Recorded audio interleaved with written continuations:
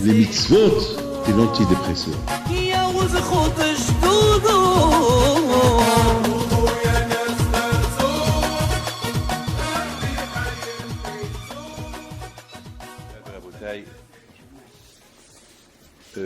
Vous savez que dans ces parachiotes de ces semaines-là, chaque fois lorsque on arrive à la paracha des Bamidbar, tout de suite, je pense déjà à Churban Bet HaMikdash.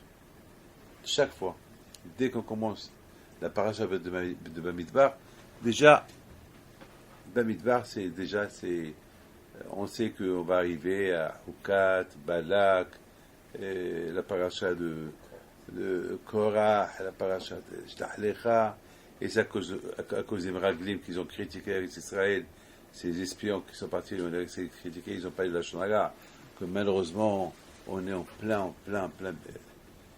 La Gzera, elle est venue pour que le Beit HaMikdash soit détruit.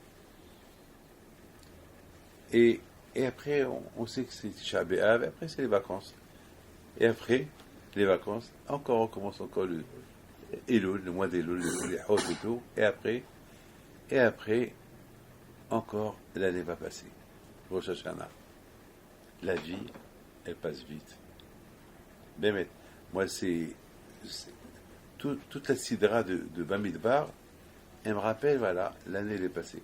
Parce que dans la sidra de Bamidbar, et dans tous les parachutes de Bamidbar, là-bas on parle surtout de Shavuot, et de Shavuot presque jusqu'à les excuses de Beit HaMikdash, et après c'est le mois d'Elul.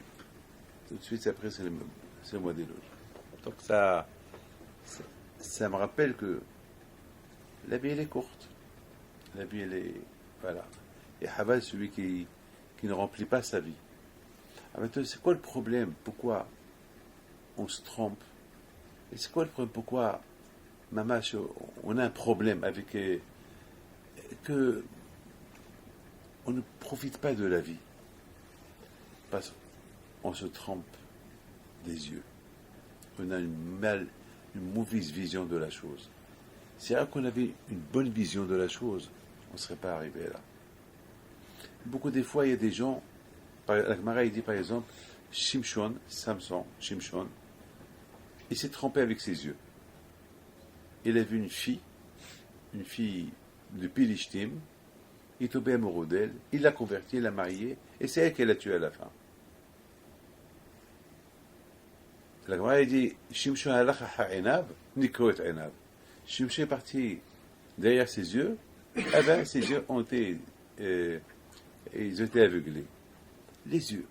Toujours, l'œil. C'est-à-dire qu'Akadosh Baruch Hu, il nous a donné des yeux pour voir, mais il faut voir clair. Beaucoup de fois, des gens, lorsqu'ils veulent se marier, ils voient une belle fille. Mais d'accord, elle est belle, elle est charmante. Mais est-ce qu'elle est Hatchamaim? Est-ce qu'elle a la crainte de Dieu? Ben, mais beaucoup de fois, je vois des gens qui veulent se marier par rapport à la beauté, par rapport à l'argent. Mais attends, mais il y a Hatchamaim. Et beaucoup de fois, des filles aussi. Ils voient un beau gosse. Ils vont se marier avec le beau gosse. Mais ce beau gosse, il va pas rester beau gosse toute sa vie. Un jour, il va mouchir. Un jour, il va devenir moche. Un petit accident là, et c'est fini. Il va avoir, son visage va être déformé. Non, le beau gosse. Mais attends, il faut voir, est-ce qu'il est gentil? Est-ce qu'il a un bon cœur? Est-ce qu'il n'est pas coléreux? C'est ça, les yeux. Les gens. Maintenant, par exemple, dans la paracha de Korah, mais c'est pareil. On dit que Korah, c'est quoi le problème de Korah? Ses yeux. Il s'est trompé avec ses yeux. Il a mal vu les choses. C'est écrit dans la paracha de Korah. Veikar Korah. Korah, il a pris. Il a pris quoi? Je prends un stylo. Voilà, j'ai un stylo. Je prends le stylo. Je peux le prendre. Mais Korah, il a pris quoi? Qu'est-ce qu'il a pris? Eh bien, mes amis, Korah, ce qu'il a pris, vous savez, beaucoup de fois, on dit, prenez avec vous des paroles et faites teshuva. C'est quoi c'est quoi prenez des paroles? Ça veut dire, il faut, de la même façon que lorsque je prends ce stylo que j'ai dans les mains tu es sûr que c'est un stylo, c'est pas une voiture que tu as dans les mains, c'est un stylo que tu as dans les mains. De la même façon. Lorsque tu fais une teshuva, il faut que la teshuva elle soit comme une chose, comme une chose que tu es en train. C'est pas avec une teshuva dans la tête, je fais une teshuva et le cœur il est loin de là. Non, il faut que ce soit vraiment une teshuva. Ça veut dire il faut que comme que tu prends un stylo, tu es sûr que c'est ce que tu as des mains. Là aussi, lorsque tu fais une teshuva, il faut que tu penses de cette teshuva que tu es en train de faire, c'est une vraie teshuva. Lorsqu'on dit par exemple, ils ont vu les voix. Est-ce que les voix, on les voit? On entend des voix. Les voix, on ne les voit pas. On entend des voix. C'est quoi? Ils ont vu des voix. Non. Je suis certain que les Am Israël, à l'époque de Matan Torah, ils sont tellement certains de l'amour qu'ils se portaient à Kadosh Baruch Hu. Ils voulaient mettre recevoir la Torah jusqu'à que pour eux-mêmes la voix, ils la voyaient. C'est pas un zamak qu'ils entendent, ils voient, ça y est. Ils sont arrivés à un niveau que, ça y est, ils sont tellement confiants. Ça y est, ce qu'on entend, ça y est, on le voit déjà, on le fait déjà. Rabotai, je voudrais vous dire quelque chose. Dans Korah, il a pris. Il était certain de lui, il était sûr de lui, que lui, il peut être le leader, il peut être le manhig. Il était sûr. La kahit, comme on dit, il a pris il a pris ses responsabilités en main. Korah. Il s'est trompé. Il s'est trompé de vision. Pourquoi? Hachamim ils disent que Korah, il a vu que Shmuel Hanavi, il allait sortir de lui. Alors il s'est dit, Shmuel, mon petit-fils, on le compare à Moshe et à Aaron. Alors si mon petit-fils, on va le comparer à Moshe et à Aaron, alors moi, le grand-père, je suis plus que Moshe et Aaron. Attends, tu te trompes, Korah. En plus, il a vu ça dans la névoie. Ça veut dire, il a dit, moi en plus je suis Navi. Alors peut-être je suis plus Navi que Moshe et Aaron. Tu te trompes. Ça ne veut rien dire. Ça veut dire que si tu es Navi, ça ne veut pas dire que tu es plus que Moshe et Aaron. Ça veut dire que la vision, il faut toujours faire attention à la bonne vision et la mauvaise vision. Parce qu'on a des yeux. Ces mêmes yeux qu'on a, ils peuvent bien voir, ils peuvent mal voir. Il faut bien réfléchir. Et n'oubliez pas que les yeux, ils se trouvent à côté du cerveau. Regardez les yeux, ils ne sont pas dans les mains. Hein? Non. Ils ne sont pas dans les mains. Parce que s'ils sont dans les mains, peut-être on va beaucoup voler. Ils sont dans le cerveau. Ça veut dire que utilise, quand je crois que tu as donné tout de suite, tu sais, voilà, la chokma, à utiliser ce que tu es en train de voir, ne pas se tromper. Parce que beaucoup de fois, on peut se tromper. Les yeux, on peut se tromper. Beaucoup de fois, vous savez, lorsqu'on juge quelqu'un mal, pourquoi on le juge mal? Parce qu'on a vu, et de la façon comme on a vu, on juge mal. Mais non, tu n'as pas le droit de juger mal. Regardez, mes amis, je vais vous apporter une preuve de Bil'am. C'est quelque chose d'extraordinaire. Bil'am Arasha. Bil'am Arasha, c'est écrit, Hachamim disent que Bil'am, il voyait. Vayar Bil'am. Hachamim, ils disent que Bil'am, il voulait faire un ara à Israël. Il est aveuglé un œil. Comme ça.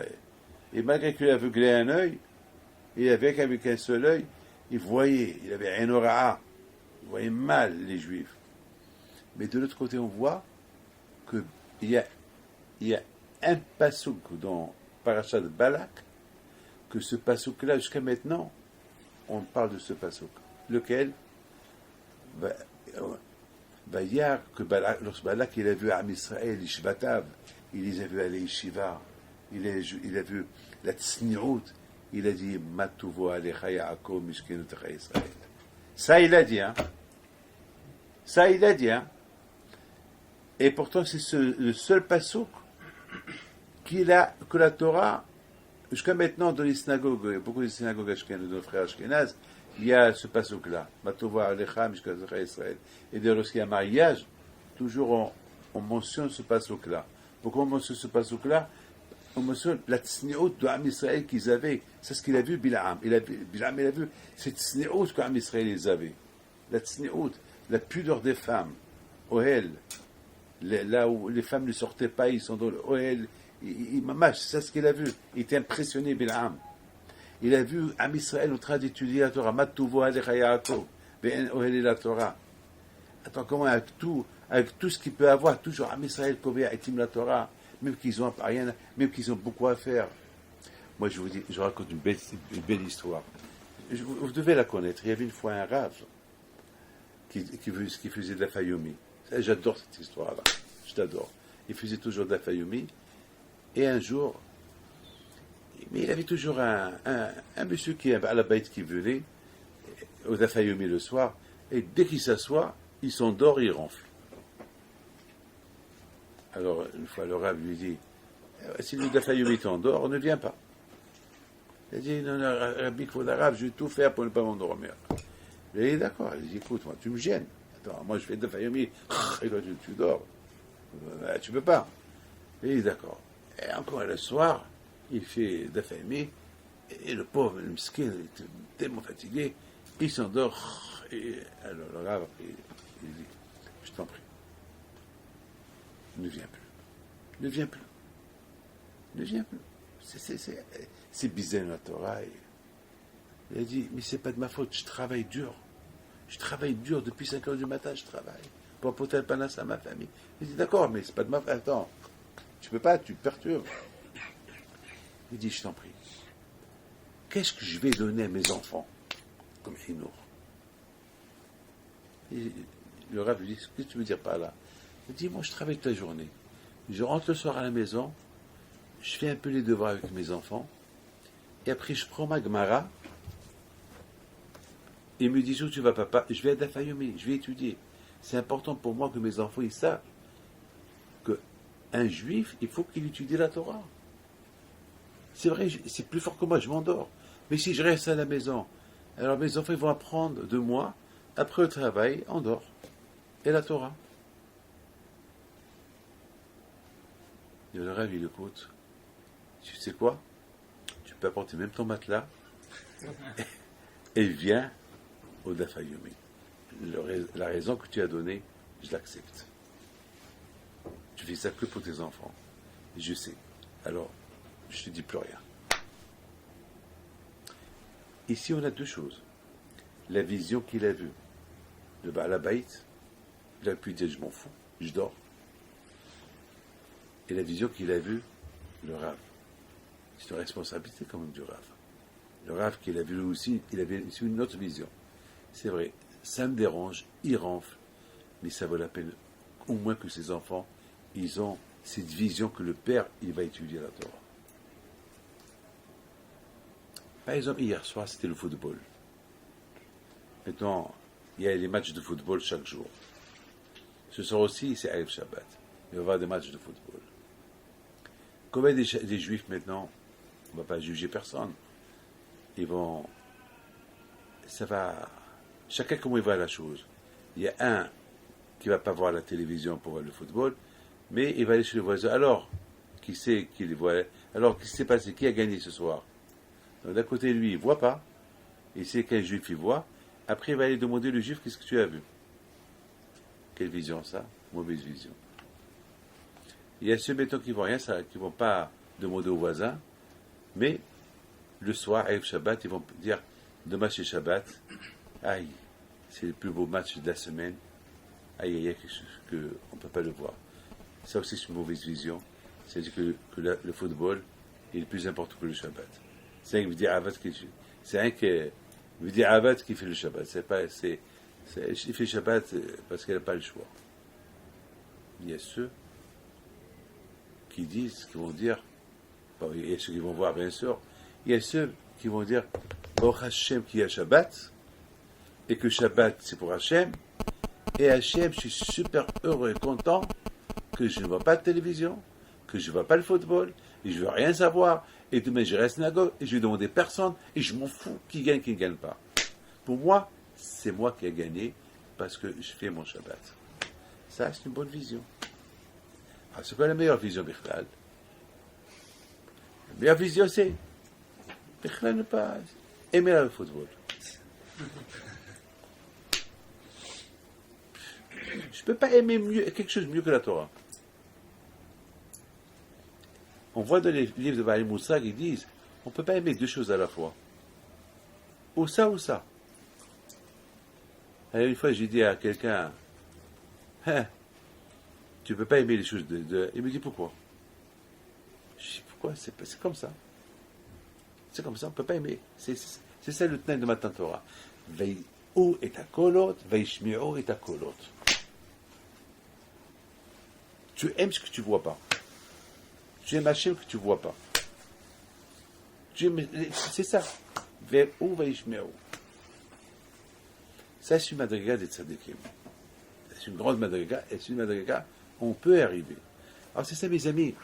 Alors, il y a dans le parasha de Balak, il y a ce fameux passouk. Alors regardez-le. Il y a un bon passouk qui dit comme ça. Il dit Vayar Pinhas ben Elazar ben Aharon HaKohen. La parasha de Balak, parasha de Pinhas. Il a vu. Qu'est-ce qu'il dit Rashi? Ra'am il a vu Pinhas, il a vu ce juif avec la Goya qui sont en train de faire une avera. Il voit un juif. Vous savez quel âge il avait ce juif-là? 400 ans. Vous savez qui il était? Shlomiel ben Tsori Shaddai, le nasi de Shevet Shimon. Shlomiel ben Tsori Shaddai. Hein? Hein? Zimri ben Salou, le nasi de Shimon. Oui, mais il a changé de nom. Mais c'est lui. C'est, par rapport à la Avera qu'il a fait, ils lui ont changé de nom. Parce qu'il porte quand même un nom d'Hachem. Shlomiel, c'est Shalom. Tsuri Shaddai, c'est le nom. Alors, la Torah lui a changé le nom. Vous vous rendez compte? J'ai même vu à propos de la femme là qui parlait beaucoup, Shulamit de Badibri. J'ai vu dans un livre qui dit que son nom, c'était pas comme ça. Il avait notre nom. Alors pourquoi il lui a donné Shulamit Badivri? Parce qu'il disait shalom à tout le monde et parce qu'il parlait beaucoup. Beaucoup des fois, on colle un nom sur quelqu'un selon les mauvaises choses qu'il fait ou les bonnes choses qu'il fait. Donc, mes amis, Vayer Pinhas, il a vu quoi? Il a vu le Maaseh, Biniskar Alacha. Il a vu. C'est-à-dire, beaucoup de fois, on voit et on voit mal. Lui, qu'est-ce qu'il a vu? Il a vu Maaseh. Qu'est-ce qu'il a fait? Niskar Alacha. Ce Maaseh qu'il a vu, cet acte qu'il a vu, ça lui rappelait une Alacha. Ça lui rappelait une Torah. Beaucoup de fois, on voit quelque chose et ça nous rappelle une mauvaise chose. Voilà. On voit quelque chose et ça nous rappelle une mauvaise chose. Celui-là, il a vu une chose, mais justement, ce qu'il a vu, ça lui rappelait une mitzvah, une halakha, une bonne chose. D'ailleurs, j'ai dit que c'est écrit dans la Gemara Menachot à propos des tzitzit. C'était itemoto, oui, uschatem, va'asitem. Le Gemara il dit que dans le schéma, on dit, on voit, on se rappelle et on fait. On voit les tzitziot et on se rappelle que ces tzitziot, ils nous rappellent qu'il y a des mitzvot à faire et qu'est-ce qu'on fait après? Et on les fait. Il faut savoir une chose, que le Gaon de Vilna, Alav Shalom, le Gaon, avant de mourir, on raconte qu'il a pris ces tzitziot, il a commencé à les embrasser, il a commencé à pleurer. Ils lui ont dit, ses élèves, Rabbeinu, pourquoi tu pleures? Il a dit, je pleure parce que je ne comprends pas. Je ne comprends pas. Hachem nous a donné une mitzvah gratuite. Une mitzvah gratuite. Je ne travaille même pas. C'est un vêtement qui est sur moi. Et chaque seconde, ça me compte une mitzvah. C'est comme un compteur. Vous prenez un compteur à un taxi et le compteur, il note comment ça s'appelle, les euros et les euros et les euros et les euros. 50, 50, 50. Voilà, 50. Et dommage. Notre monde, il n'y a pas de mitzvot à faire. Ce monde-là, c'est le monde du mitzvot. Ça me fait du mal. Et j'ai vu dans un livre qui dit, Hachem, il a fait ça exprès, pour ne pas être nu. Je crois que c'est Rabbi Michel Yehuda Levkovitch. Il dit, il dit, pour ne pas que le juif soit nu des mitzvot, Akadosh Baruch Hu lui a donné des mitzvot. Par exemple, voilà, par exemple, j'ai pas de mitzvah à faire. Je suis dans un avion, j'ai pas de livre, j'ai rien. Eh ben, le fait qu'il y a une talit sur toi, ben, tu es pas un homme nu des mitzvot. Tu es toujours entouré des mitzvahs. Ben, tu es nu. Et il rapporte aussi David Ameller. David Ameller, il était à la salle de bain. À la salle de bain, il n'y a ni talit, ni tfilin, ni l'étude de Torah, ni rien du tout. À un moment donné, David Ameller, il avait de la peine, il a dit aïe, aïe, aïe, aïe, aïe, je suis nu des mitzvot. Lorsqu'il a vu qu'il était circoncis, il a dit, bah, c'est une mitzvah, je ne suis pas nu des mitzvot. Il y a toujours une mitzvah sur moi. Ça veut dire que Hachem, il a créé en nous des mitzvot, qu'on est nu, qu'on dort, que 24 heures sur 24, on n'est pas nu des mitzvot. Il y a toujours une mitzvah qui se fait en nous. Rabotai, moi une fois j'ai expliqué dans un de mes livres, j'ai dit on dit que Akadosh Baruch Hu mitzaref machshava tova el ma'aseh, que lorsque quelqu'un il pense faire une mitzvah, il l'a pas fait, comme s'il l'a fait. Comme s'il l'a fait. Comme s'il l'a fait. Parce qu'il veut la faire, mais la mitzvah, il ne s'est pas présenté. Alors je me dis comme si tu l'as fait. Alors maintenant, j'ai pris l'exemple du talit. Je prends le talit au itemoto, je le vois. Lorsque je vois le talit, je me rappelle qu'il y a des mitzvot à faire. Je n'ai pas de mitzvot à faire maintenant. Alors quand je me dis, puisqu'il n'y a pas de mitzvot à faire, comme si tu les as fait. C'est-à-dire comme si j'ai fait chaque fois Tarek mitzvot. 613 mitzvot. C'est du gratuit. Quand je il nous a donné des mitzvot pour gagner. Mais, au moins, il faut que l'homme, lorsqu'il voit le tzitzit, il faut qu'il pense qu'il y a des mitzvot à faire pour les faire. De là, vous voyez c'est quoi la bonne vision. C'est-à-dire, regardez, je vois le tzitzit au Etemoto. Du matin au soir, malheureusement, on voit le tzitzit, mais on oublie. Ah, maintenant, il y a les Sfaradim, bon, les Ashkenazim, ils prennent le tzitzit, ils le mettent dehors. Mais nous, les Sfaradim, on n'est pas obligé. Les Sfaradim, on peut les cacher.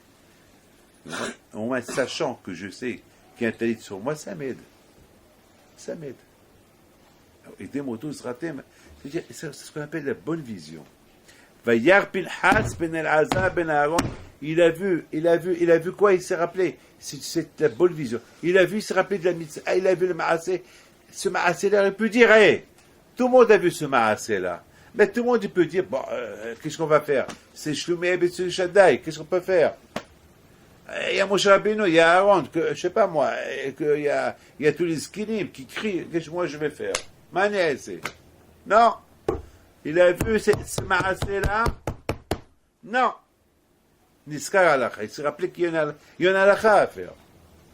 Moi, je voudrais parler de toute ma vie. Je pense à mon grand-père, à mon père, à mes grands-parents, mes rabbanim. Je vis avec eux.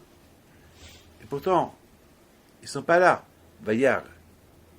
Je pense. Vayar je pense qu'est-ce qu'ils ont fait. J'imagine qu'est-ce qu'ils ont fait. Et j'apprends. C'est ce qu'on appelle la bonne vision. C'est quoi le pauvre? Quand on dit voilà, mes rabbanim, ils sont là. Pourquoi ils sont toujours dans mes bureaux? Voilà, il y a Rahim Shmuel Lopian, il est là. Il y a Rav Shach, il est là. Il y a mon père, mon Rav, il est là. Pourquoi pour moi c'est important? Lorsque je les vois, j'apprends. Je sais ce qu'ils ont fait. Et je pense toujours les bonnes choses qu'ils ont fait. Et j'apprends. Maintenant, s'il n'y a pas les photos devant moi, ça me suffit. C'est pour ça que moi, je connais beaucoup des histoires sur les Emoraim et les Tanaïm. Pourquoi? Étant donné que je lis la Gemara, je lis qu'est-ce qu'il dit Abaye, qu'est-ce qu'il dit Rabba, qu'est-ce qu'il dit Rish Lakish. Moi, je sais ce qu'ils ont fait de leur vie. Donc, lorsque j'étudie la Gemara, je sais qu'est-ce qu'ils étaient. Alors, non seulement que Ra'a Ma'ase Viniskar, c'est-à-dire, je vois le nom du Rav, que je lis dans la Gemara, le nom du Tana, et Viniskar, et je me rappelle qu'est-ce qu'ils ont fait, et j'apprends. Ça veut dire, même si ton Rav il est mort, il n'est plus là, ça, le fait de voir sa photo, le fait, même tu l'imagines dans ta tête, et tu penses qu'est-ce qu'il a fait. Je raconte une histoire qui m'a raconté la Bergman cette semaine. Il m'a raconté une histoire de la folie. Il y avait une fois, ils ont appelé Rav Shach, à la Shalom. Il y a un shalom bayit. Il y a un divorce d'un avraire qui veut divorcer à Haïfa. Ils ont appelé Rav Shach. Ils ont dit, vous savez, Rav Shach, il n'y a que vous qui peut aider. Il n'y a que vous. Il n'y a personne. C'est vous qui pouvez sauver ce mariage. Mais on sait que c'est dur pour vous, c'est Haïfa. Qu'est-ce qu'il fait, Rav Shach? Il prend le bus. Et il va jusqu'à Haïfa. Après, il prend un autre bus. Et il va à la maison. Déjà, le fait qu'ils l'ont vu, ils étaient choqués. Il leur a fait le shalom et il est retourné. Lorsque le lendemain matin, après le lendemain matin, il est retourné, il est parti directement à la yeshiva. Lorsque le monsieur il est retourné chez lui, il a dit à Rav Shach, qu'est-ce qu'on va faire pour le couple dont je vous ai parlé hier? Il a dit, ça, je suis parti, je leur ai fait la paix et je suis retourné. Qui peut faire ça? Ça me suffit rien que cette histoire, que chaque fois que je vois, ça me corrige. Ça me corrige. Ça me donne du moussard. Et pas que ça. Des milliers d'histoires. Moi, je lis beaucoup des histoires. Plein. Pourquoi pas? Ça m'aide. On vit dans un monde il faut toujours voir. Et tes motos se rater vers un système. Il faut toujours voir pour se rappeler, pour faire. Parce que ça est très fort. Ne croyez pas qu'on est on vit avec un Yitzhak qui est très fort. Hier, Pinhas, il a vu. Il aurait pu se mettre de côté, non. Il a vu ce qu'il a vu. C'est avéré qu'il est en train de se faire. Tout de suite, il a vengé à Kadosh Baruch Hu, il a risqué sa vie. Il est parti faire ce qu'il devait faire. Aujourd'hui au Maroc, chez Mishmor, ça va très mal au Maroc. La communauté juive qui est au Maroc, ça va très mal. Très mal au niveau spirituel. Au niveau matériel, il leur manque rien du tout. Mais au niveau spirituel, à Shemishmor, ça va très mal. Je n'ai pas le droit de parler, mais au niveau spirituel, ça va très mal. Et pourtant, il y a des centaines et des centaines de Kivrit Tzadikim. Et malheureusement, il manque des rabbanim. Il manque des vrais rabbanim. Il manque des kolilim. Il manque la Torah. Il manque. Il n'y a pas de qui prendre exemple. Il faut voir, il y a une femme qui est venue hier chez moi. Elle s'assoit.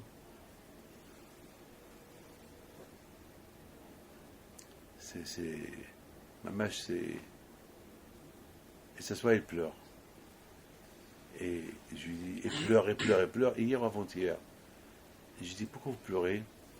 Elle m'a dit, simplement, je vous vois et je pense je me rappelle de votre père que je connais, Alav Shalom. Je pense à votre... C'est penser. Hier, voir et penser. Mes amis, je voudrais vous poser une question.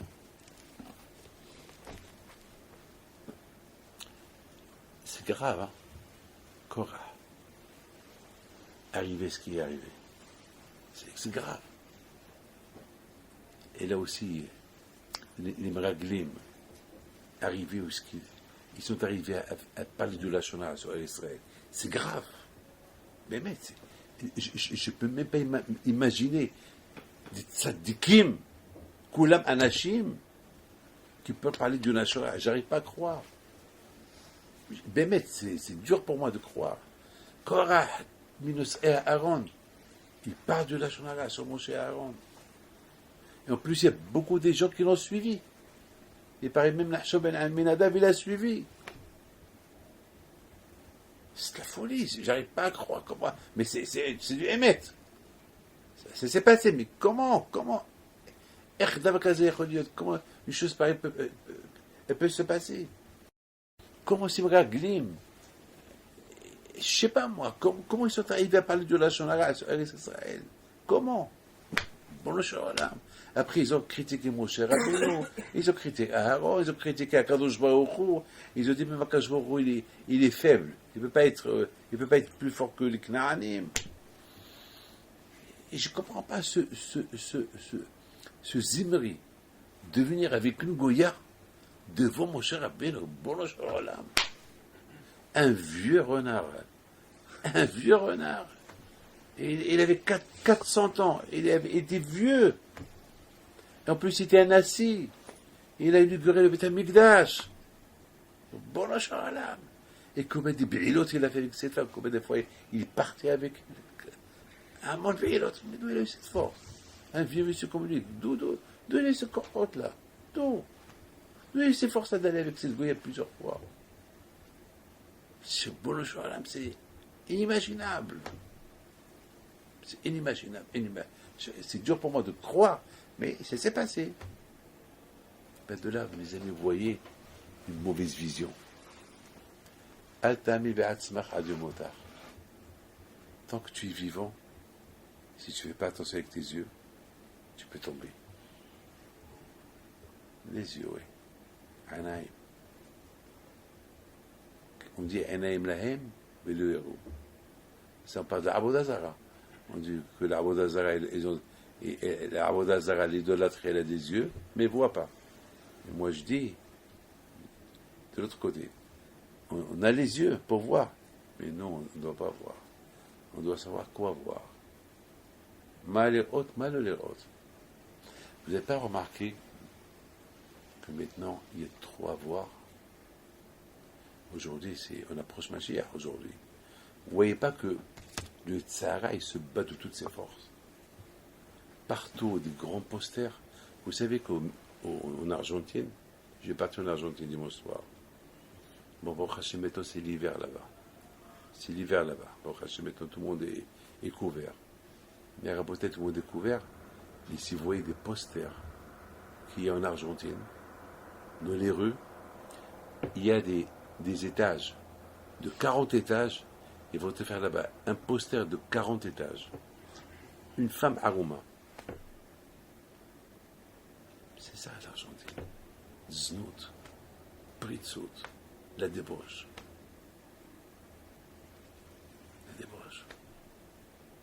La débauche totale. Et combien il faut faire attention à ne pas voir.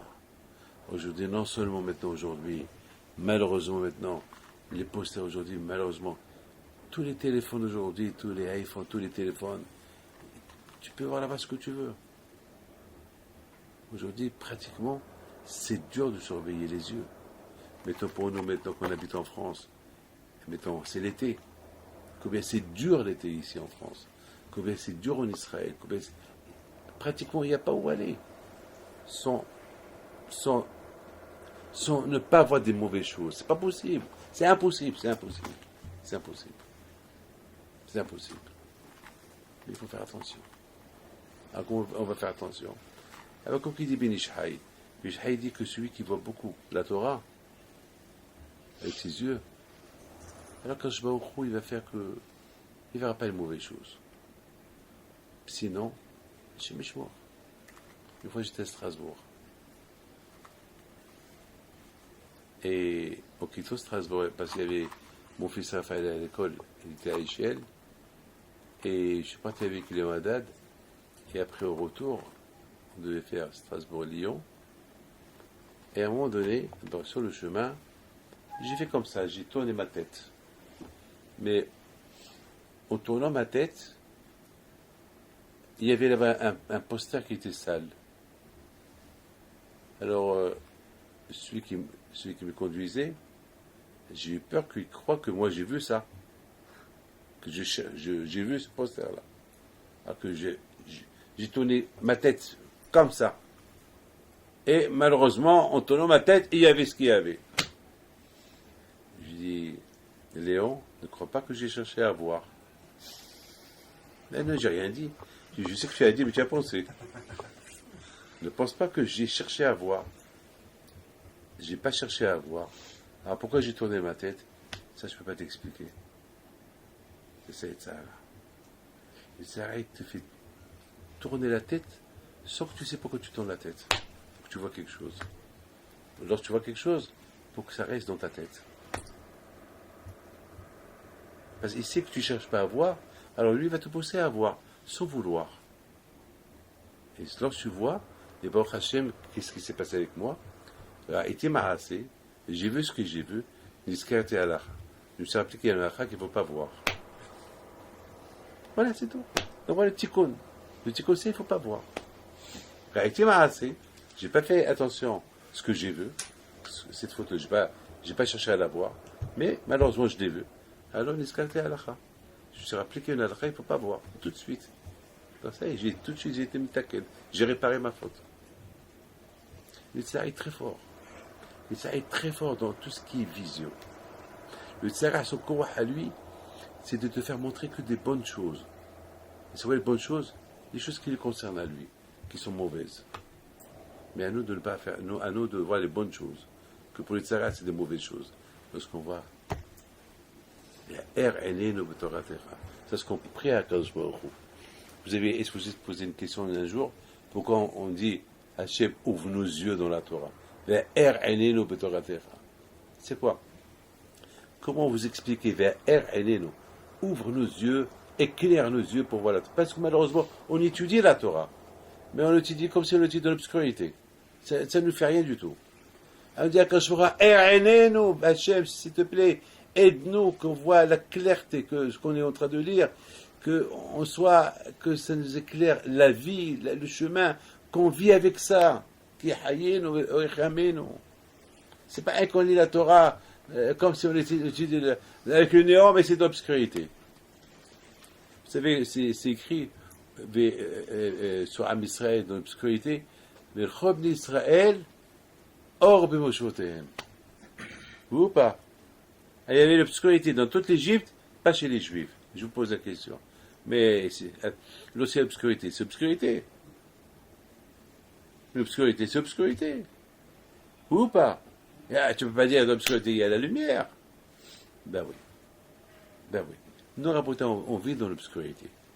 On vit dans les Tzara, on vit dans les Znout, on vit dans la Touma. La Gemara dit qu'avant qu'on va venir, il y aura trop de Znout.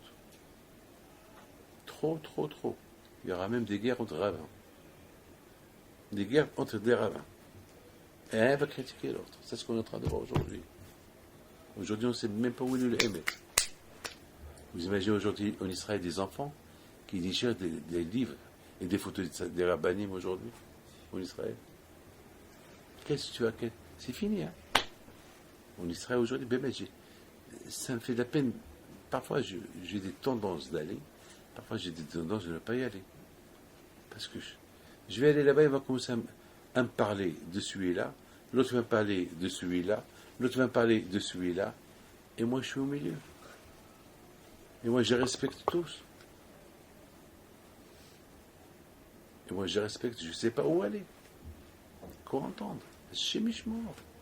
Si vous êtes avec Télérav, et alors maintenant, ils sont tous vieux, ils sont tous des gdolim. Chémichement. Au lieu qu'on éduque nos enfants à respecter les gdolim, ils sont en train de. Ces enfants-là à l'école, au Heider, ou à la maison, eh bien, le papa qui est le Avrer, il va critiquer un qui s'appelle Gdolador. L'enfant. Ah bon, mais papa, il y a 2 ans, tu parlais du bien de lui. Non, c'est un rachat. L'enfant, il va rien comprendre. Non, le tzaddik, c'était l'étel. Ce bébé-là, il va aller à l'école, il va rencontrer un autre qui va lui dire le contraire de ce qu'il a entendu chez son père. Voilà ce qui se passe. Oui, la bonne vision. Où est la bonne vision? Parce que ce qu'on voit, on fait. Au item, au stratem, va asitem. Alors, où on voit. Ah, maintenant, je t'amène avec ça. Alors, sota bikilkola, non? Yazir atzmo minayayin. Bien, alors, c'est quoi ça? La Gemara dit que, la Torah dit que celui qui a vu une sota, c'est quoi sota? Sota, c'est une femme que son mari la soupçonne qu'elle a trompé. Mais il n'a pas de témoin. Il ne sait pas. Oui, non. Et vous savez, lorsque quelqu'un il soupçonne sa femme, c'est invivable. Il voit sa femme, elle se maquille. Oui, elle se maquille pour lui. Non, il se maquille pour elle. Non, mais sur sa tête, il a un jouk. Il a un cafard dans sa tête. Dans sa tête, il pense que sa femme elle pense à un autre. Vous savez comment je vis moi avec ça? Je reçois des gens comme ça. Ouh. Surtout avec Internet et tout. Malheureusement, il y a des femmes qui trouvent leur mari, ou le mari qui trouve la femme, qui correspond avec une femme, ou c'est le mari qui correspond, ou c'est la femme qui correspond avec un autre homme, un chimishmo. Et vous savez, il y a quelqu'un qui est venu chez moi hier. Il m'a dit, Rabbi David, il m'a apporté des photos, des photos des lettres. Qu'est-ce que vous pensez de ces lettres-là? Je prends une lettre, dès que je les lis, prenez encore une autre. Non, je ne veux pas. Encore je prends. C'est quoi ça? Ben, c'est ma femme. Alors je dis à ma femme, c'est quoi tout ça? Elle me dit, non, il les a écrits à une copine à elle. Alors je lui ai dit, mais attends, mais c'est écrit Charlie. C'est pas une copine, c'est écrit Charlie. C'est pas écrit Laurence. C'est Charlie. Elle dit, non, c'est un code que je me suis donné avec elle. Voilà. Qu'est-ce que vous allez dire? Je ne veux pas vous dire ce que je lui dis, mais à quoi pas pour vous dire, voilà ce qu'on vit aujourd'hui. Alors celui qui soupçonne sa femme, il va prendre sa femme chez le Kohen, et le Kohen va lui donner quelque chose à boire. Il lui dit, écoute-moi, où avoue ce que tu as fait? Et il divorce ton mari battant, ou sinon, alors tu bois cette eau-là.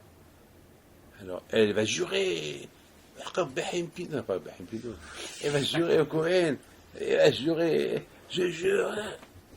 Elle a dit que j'ai pas fauté. Attention, si une adine que tu vas boire de cette eau, tu vas crever, tu vas mourir. Ah, mais la vérité, ici, tu as fait la Avera. Divorce, c'est toi, marie-toi avec un autre. Mais si tu jures pour rien que pour rester avec ton mari, tu vas mourir. Elle dit, je jure, j'ai rien fait. Elle boit.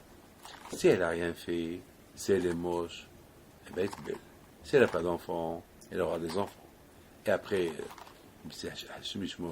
elle a vraiment fait quelque chose, elle a bu cette eau, elle va mourir. Maintenant, la Torah dit, admettons qu'à cette femme-là, ils vont lui enlever la perruque de la tête, ce qui est sous le roche, ils vont un peu l'humilier, pour qu'il dise la vérité, pour ne pas qu'elle meure. Tout ça pour ne pas qu'elle meure. Comme ça, elle dit la vérité, elle reste vivante. C'est tout. Mais elle tient tête, elle veut mentir. Alors là, c'est grave pour elle. Alors la Gemara dit, alors, si un homme, il a vu ce qui se passe avec cette femme au Beth Amikdash, la façon qu'on lui fait boire, et lorsqu'elle va tomber, il faut qu'il ne boit plus du vin. Il faut qu'il ne boit plus du vin. Alors maintenant, mes amis, il y a deux choses. Moi, je vous pose la question. Pourquoi, s'il voit une femme qu'on la soupçonne, si elle a trompé son mari ou pas, pourquoi il devient nazir? Pourquoi on lui dit ne bois plus de vin? Pourquoi? Moi, j'ai rien fait dans ma vie. Moi, j'adore le vin. J'aime boire un peu de vin pour le Shabbat. Et si je me trouve au Beth Amikdash et je vois le Kohen ce qu'il fait à cette femme-là, il faut tout de suite que je devienne nazir. Pourquoi? Pourquoi? Parce que j'ai vu. Azma. Ben, j'ai vu ce qu'on fait à une femme que son mari la soupçonne. Eh ben, c'est entre eux. Moi, je suis là, je suis un spectateur. Esma. Non, la Torah me dit, t'as vu? Fais attention. Tu te coupes plus les cheveux, tu laisses tes cheveux grandir, jamais tu approches les raisins, jamais tu bois du vin, tu approches pas à un vigne, c'est ça? Hein? Tu approches pas à la vigne. Ah, là, ça dit, pourquoi tout ça? Ah, maintenant, à un moment donné, après quelques temps, j'ai ras-le-bol des cheveux, ça pèse. Et ça, maintenant, j'ai fait ce que je devais faire. Je dois venir chez le Cohen. Je dis, monsieur le Cohen, voilà, j'étais nazir, parce que j'ai vu ça et ça et ça. Maintenant, ça y est, je vais les enlever. Il apporte comme un hattat. Il apporte un sacrifice de pardon. Le rabbin, il pose une question. Pourquoi? Quelle faute il a fait? Il a vu, parce qu'il a vu, on lui dit, on le punit de ne pas boire du vin. Et maintenant, qui veut plus être nazir, on lui dit, tu apportes comme un hattat. Pourquoi?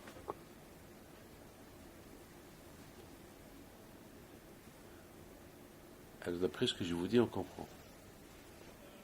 S'il a vu, on dit, si tu n'as jamais rien fait, Kadosh Baruch Hu, il fait attention à toi. A priori, tu ne devais pas voir ce qu'on est en train de faire à cette femme-là, au Beth Amikdash. Et si tu as vu, c'est qu'il y a un problème avec toi. C'est peut-être tu as vu quelque chose de mauvais, ou tu as fait une avera quelque part et tu l'as oublié. Alors maintenant, ça va te donner une occasion de faire une bonne teshuva. Alors, maintenant que tu as fait une bonne teshuva, et maintenant tu deviens nazir, tu ne bois pas du vin, et que maintenant tu vas arrêter d'être nazir, tu appelles comme al-Hattat. Pourquoi comme al-Hattat? Alors, comme al-Hattat, il y a deux raisons. Parce qu'on dit que quelqu'un qui ne boit pas du vin, c'est péché. Et pourquoi c'est péché? Parce qu'Akadosh a donné du vin pour le boire. Et toi, tu ne le bois pas. Ah, parce que tu n'as pas bu, tu fais comme al-Hattat. Alors, de côté, il y a une stira, il y a une contradiction. Alors, mais attends, mais on m'a dit que parce que j'ai vu ça, je deviens nazir. C'est pas de ma faute. Vous avez compris la question? C'est pas de ma faute. J'apporte comme un hattat si j'ai fait une faute. J'ai pas fait de faute. On m'a dit que si je vois une femme, que son mari la soupçonne, il devient nazir. Il ne boit pas du vin. Alors je fais ce que la Torah l'a dit. Maintenant que je vais annuler d'être nazir, on me dit comme un hattat, j'ai pas vu. Mais si j'ai pas vu, parce qu'on m'a dit parce que tu as vu. Hein? Pardon? Voilà, alors, d'un côté, vous comprenez, alors, qu'est-ce qui se passe là? Mais vous savez, c'est quoi la réponse?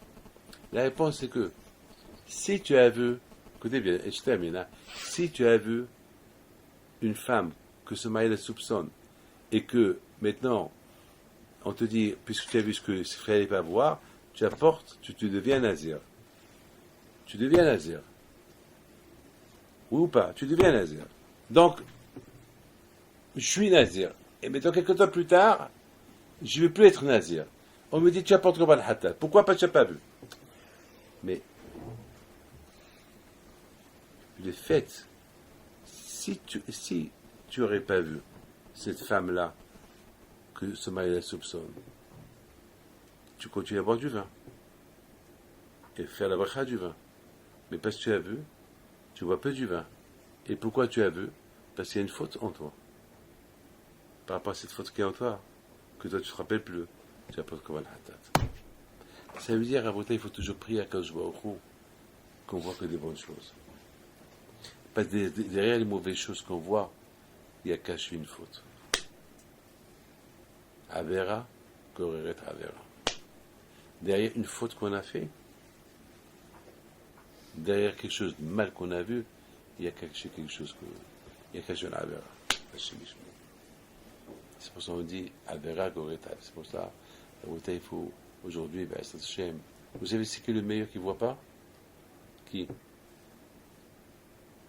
peut me dire? Celui qui dort. Celui qui dort, il ne voit pas. Mais s'il fait des mauvais rêves, c'est qu'il a vu avant. Il y a beaucoup de gens qui ont Israël Batala qui dorment. Pourquoi? Parce qu'ils ont vu des choses qu'il ne fallait pas voir. Donc finalement, vous voyez, c'est chimiquement, c'est combien il faut faire attention à la vie. La Béhim plutôt mon grand-père Allah Shalom. Pardon, mon père. Lorsqu'on était à Marseille, il y a quelqu'un à Marseille ici, non? Hein, vous êtes.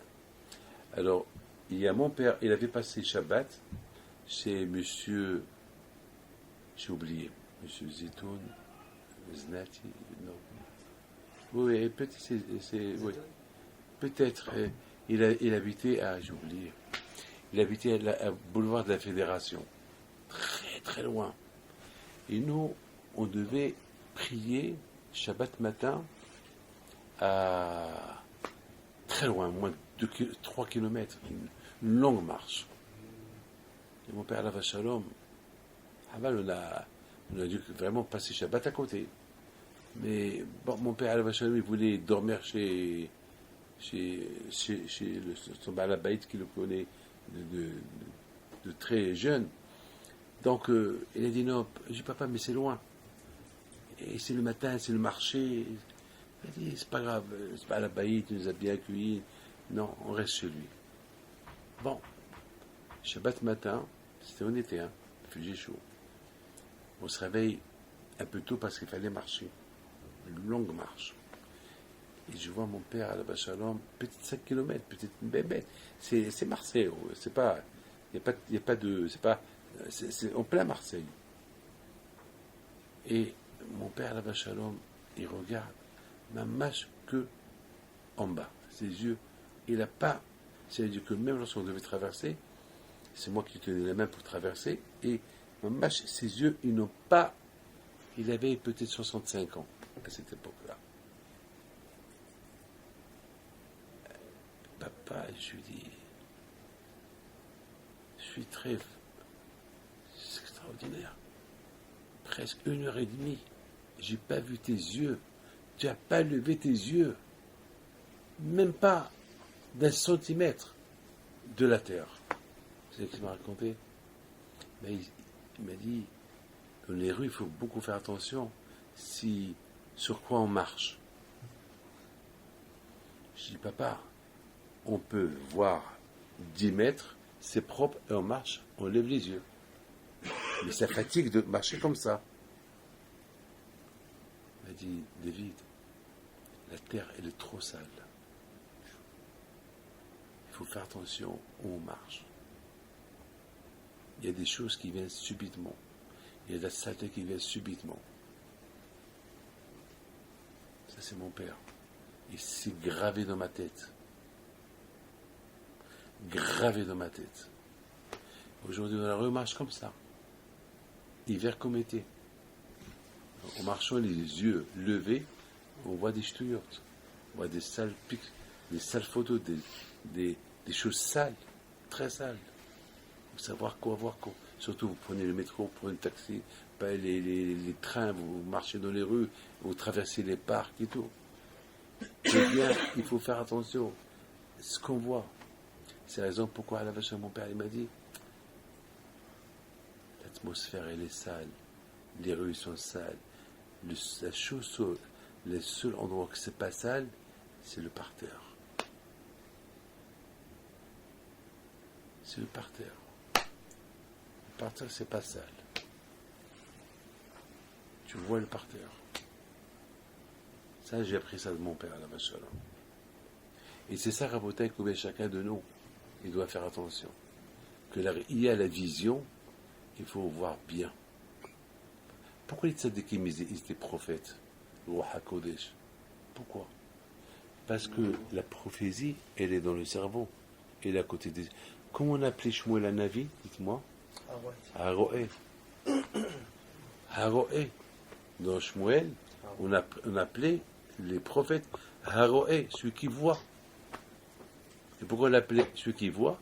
Parce que les vrais tzadikim, ils voient que des choses bien. Celui qui voit les choses bien, il est prophète. Mais celui qui voit les choses, des visions, pas bien, eh ben, il fait partie de la Klippa, de la Toum'a. Pourquoi les tzadikim, ils voient à travers un mur? Pourquoi? Ben parce que ils voient que des bonnes choses. Ils voient que la Kedusha. Alors, ils peuvent voir, mais sauf à Olam Ve'ad Sofo.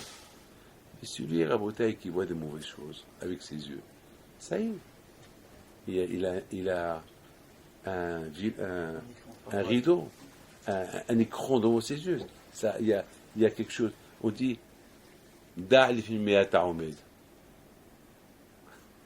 Sache devant qui tu es debout. Devant Kadosh Baruch Hu. Voilà. Mais celui qui est debout devant ses téléphones, et sa tête, il est à gauche et à droite, comme il y a quelqu'un qui rigolait pendant la prière. Il rigolait un peu. Alors après, je lui dis, tu peux savoir pourquoi tu rigoles? Il m'a dit, c'est des bêtises. Je lui ai dit, je t'en prie, des bêtises. Mais tu as rigolé, c'est que c'est marrant, je veux rigoler moi aussi avec toi. Il m'a dit, vis-à-vis, c'est pas beau. Je lui ai dit, c'est pas grave. Dis-moi.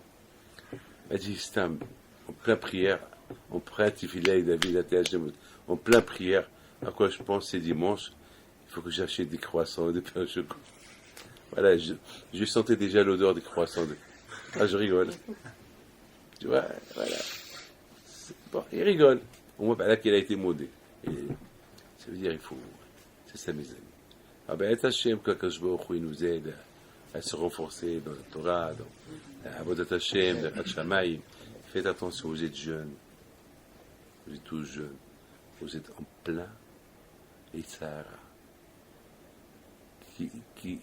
qui cherche à vous abattre. Et de l'autre côté, Baruch Hashem, vous avez la Torah. Vous étudiez, vous voyez. Alors, Père Hashem, il faut toujours prier à Kadosh Baruch Hu. Mon père Al-Hashem, il m'a dit une fois, David, Hakol B'dei Shamayim, Chutz Merat Shamayim, il faut toujours prier à Kadosh Baruch Hu qui t'aide. Il faut qu'Hashem voit que tu fais un marassé. Mais tu ne peux pas dire à Kadosh, aide-moi. Quand je te dis, je t'aide. Il faut que Hachem voit que toi aussi, tu vas être aidé. Mais si Hachem ne voit pas que tu vas être aidé, comment tu veux qu'il t'aide? Hachem, renforcez-vous. Et que Hachem... J'étais en train de lire le livre de votre grand pays, super.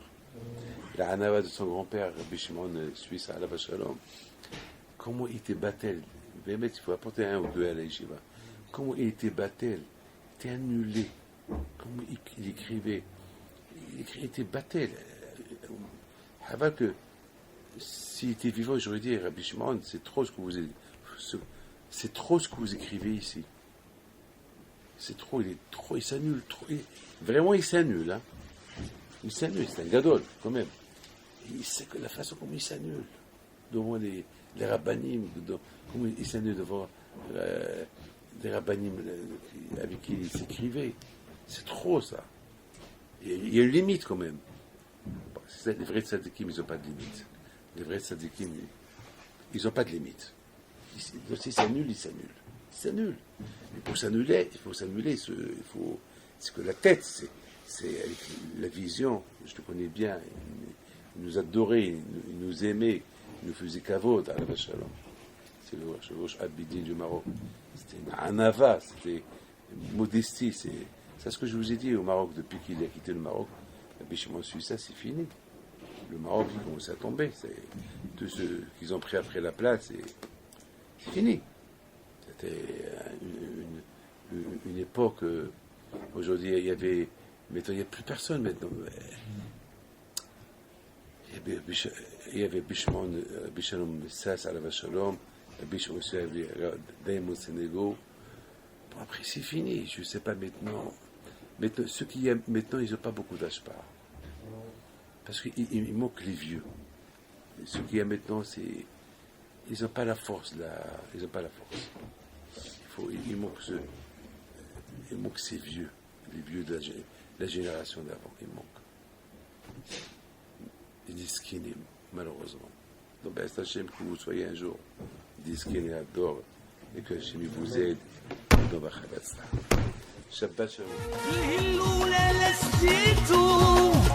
الهرب نبيت بيته اللولا لسيته الهرب نبيت بنته لو ضويا العيالات صغرته